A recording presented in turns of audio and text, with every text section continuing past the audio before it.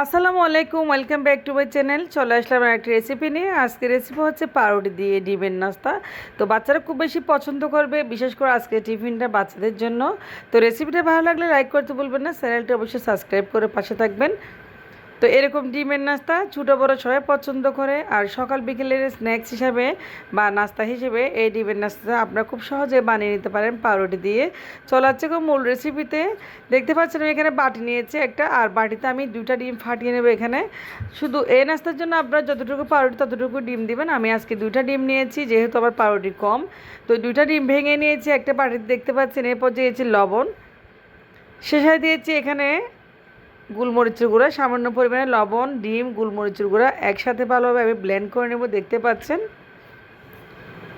তো ভালোভাবে ব্লেন্ড করে নিয়েছি, দেখতে পাচ্ছেন। একদম গোলমরিচের গুঁড়া আর লবণ ডিমের সাথে মিক্স হয়ে গেছে। তবে একটা ব্যাটার রেডি করে নিয়েছি। এক্ষেত্রে দিয়েছি পেঁয়াজ কুচি, আর এখানে নিয়েছি আমি কিছু পেঁয়াজ পাতা কুচি, ধনিয়া পাতা কুচি, কাঁচামরিচ আর টমেটো কুচি। সব কিছু একসাথে আমি ডিমের উপর দিয়েছি, দেখতে পাচ্ছেন। তো ডিমের উপর দিয়ে আমি সব কিছু একসাথে ভালোভাবে ডিমের সাথে একটু মিক্স করে নেব। তো এই নাস্তাটা আসলে খুবই মজা, চটপট একদম। অনেক সময় পাউরুটি খেতে ইচ্ছে করে না, পাউরুটি খেতে আসলে সবারই ভালো লাগে না। তো এইভাবে নাস্তা বানিয়ে পাউরুটি খেলে অসাধারণ লাগবে। আর মেহমান আসলে আপনারা চাইলে বানিয়ে দিতে পারেন খুব সহজে, সবাই খুব পছন্দ করবে। এখানে নিচে পাউরুটি দেখতে পাচ্ছেন, দোকানের কিনা পাউরুটি। তো যে পরিমাণ পাউরুটি নিয়েছি সেই পরিমাণ ডিম দিয়েছি আমি এখানে। এখন চুলায় প্যান বসিয়ে চুলাটা জ্বালিয়ে দিয়েছি। আর এরপর যে প্যান দিয়েছি আমি, যেগুলো পাউরুটি দিয়েছি পাউরুটিগুলো আমি প্যানে দিয়েছি, দেখতে পাচ্ছেন। আমি চারপাশে পাউরুটিগুলো ছড়িয়েছি, দিয়ে একদম ভাঁজ করে দিচ্ছি। তো পাউরুটিগুলো দিয়ে দিচ্ছি। এরপর যে দিব আমি ডিমের যে পুর, আর আমি ভেজিটেবল আর ডিমের পুরটা উপর থেকে দিয়েছি, দেখতে পাচ্ছি খুব সুন্দর লাগতেছে।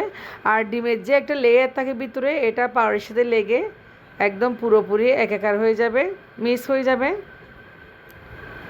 তো দেখতে পাচ্ছেন একদম মিক্স হয়ে গেছে ভালোভাবে। আমি একটু চেপে চেপে ডিমটা, যেহেতু চারপাশে যেন যায়, সেজন্য আমি একটু চেপে দিচ্ছি। তো এইভাবে আমি উল্টাই নিচ্ছি পাউরুটিটা, আসলে সেটা বেটে স্কুপ করে গেছি। তো আমি এখন পাউরুটি নাস্তাটা উলট পালট করে ভেজে নিচ্ছি। উপর থেকেও খুব ক্রিস্পি হয়েছে নাস্তাটা, আসলে অনেক জোসি হয়েছে। ডিমের যে পুরটা দিয়েছে ওই পুরে অনেক জোসি হয়েছে।